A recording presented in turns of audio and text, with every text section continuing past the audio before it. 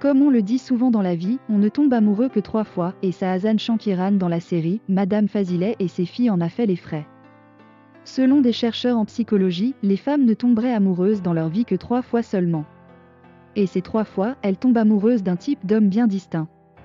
Comme dans le cas de Hasan avec Sinan et Yajiz, car bien que frères ils ont des comportements complètement différents.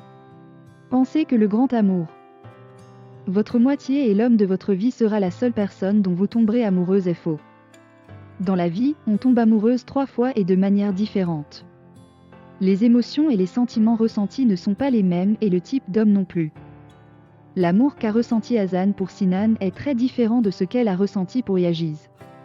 Je m'explique en vous dévoilant les 3 types d'amour qui pourront chambouler votre vie. Le premier amour. Et c'est ce qu'a ressenti Hasan pour Sinan. Sinan est son premier amour, l'homme de ses rêves, qu'elle a toujours idéalisé et qu'elle souhaitait. Le premier amour est souvent l'amour idéaliste. C'est la première fois que l'on ressent des sentiments aussi forts et on veut que tout soit parfait. On croit que cet amour vrai et sincère durera toute la vie et qu'il n'y a aucune raison pour que ça n'aille pas jusqu'au mariage et aux enfants. Mais avec le temps, on commence très vite à comprendre que la vie ne marche pas de la même manière et que des problèmes finissent toujours par surgir et rendre la relation plus compliquée. Par exemple, dans la relation entre Sinan et Hasan, les problèmes n'en finissent jamais avec les incompréhensions, les manigances de Yasmine et Nil. Hasan et Sinan n'arrêtent pas de se disputer, et cela n'arrange rien avec le côté immature de Sinan qui n'arrive pas à soutenir sa moitié convenablement et à la comprendre. Et d'un autre côté aussi Hasan a ses torts. Ce qui conduit peu à peu à la détérioration de la relation sous fond de disputes incessantes. Et Hasan se tourne dans les bras de Yajiz pour se consoler. C'est là qu'on arrive au deuxième amour, celui qui nous répare. Hasan et Yajiz. L'amour réparateur vient souvent après une rupture. Il est cet amour qui redonne confiance en soi et cicatrise la plaie de toutes les souffrances causées par la relation précédente. Cependant, il est des fois la raison de beaucoup d'erreurs. Car bien qu'il soit bon pour nous, nous avons souvent tendance à penser qu'il va durer, alors que celui-là n'est ici que pour nous aider à aller de l'avant. Au début, c'est ce que représentait Yajiz pour Hasan. Quelqu'un qui la console et la réconforte, quelqu'un en qui elle a confiance. Cet amour l'aide à comprendre ce qu'il lui faut et ce qu'elle veut réellement d'une relation stable. Il nous aide à ne plus commettre les mêmes erreurs du passé.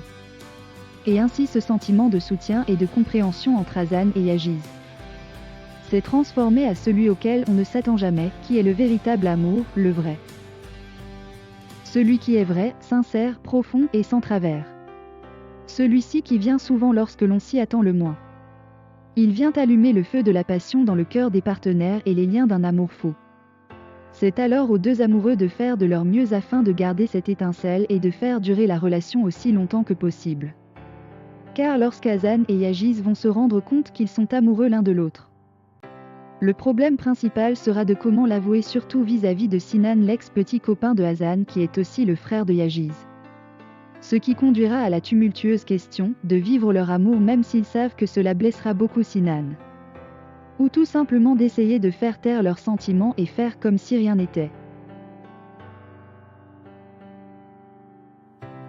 Comment Hasan et Yajiz ont su qu'ils étaient amoureux l'un de l'autre? Si vous vous demandez quels sont les moyens de savoir si vous êtes amoureuse ou pas, eh bien ce n'est pas si difficile. Voici le moyen de le découvrir en 6 petits détails. Le remplacer. Si remplacer votre moitié ne vous pose aucun souci et que vous avez le pressentiment qu'il ne vous manquera pas, eh bien vous n'êtes évidemment pas amoureuse de lui. La sincérité. Pour penser à une relation durable, il faut savoir être sincère et honnête avec son partenaire. Si ce n'est pas votre cas, cela pourrait vouloir dire que vous jouez tout simplement à un jeu et que vous n'êtes pas sérieuse. Une relation fusionnelle. Une relation fusionnelle, bien que très romantique, n'est pas obligatoirement la preuve que vous êtes amoureuse de la personne avec qui vous êtes. Cela peut juste vouloir dire parfois que vous cherchez à remplir un vide que vous avez.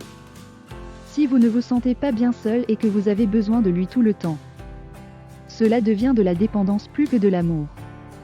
Le physique. Le physique est important dans une relation, on peut difficilement tomber amoureuse d'une personne qui ne nous convient pas. Cependant, il ne s'agit pas du seul critère à prendre en compte pour se mettre en couple. Aimer le physique d'une personne et rien d'autre n'annonce rien de bon au niveau de la relation. Et elle ne durera sûrement pas. Car dès que vous aurez trouvé mieux, vous n'aurez plus aucune raison de rester. Une fausse idée. Bien connaître son partenaire est très important dans une relation. Il ne faut pas que vous vous voiliez la face en vous imaginant un prince charmant. Si vous aimez une personne, c'est pour ce qu'elle est et pas pour ce que vous pensez qu'elle devrait être. Ne tombez pas amoureuse d'une image, vous risquez de vous faire mal. Tout faire pour sa moitié. Si vous faites tout pour faire plaisir à votre chéri, sachez que c'est une très mauvaise idée. Même si vous pensez que vous êtes amoureuse de lui, au bout d'un moment, vous en aurez marre de cette situation et vous partirez. Une relation se vit à deux et les sacrifices se font aussi à deux. Et tous ces 6 points, Hazan et Yagiz les remplissent parfaitement. Et c'est finalement ainsi que Hazan est tombée amoureuse de Yagiz et qu'elle a compris que c'était lui le bon pour elle. Alors que pensez-vous de la relation entre Hazan et Yagiz? Hazan a-t-elle eu raison de choisir l'autre frère en abandonnant l'autre? Dans cette histoire, vous êtes plutôt Team Sinan ou Team Yagiz? Dites-le en commentaire. Merci et à bientôt dans une prochaine vidéo.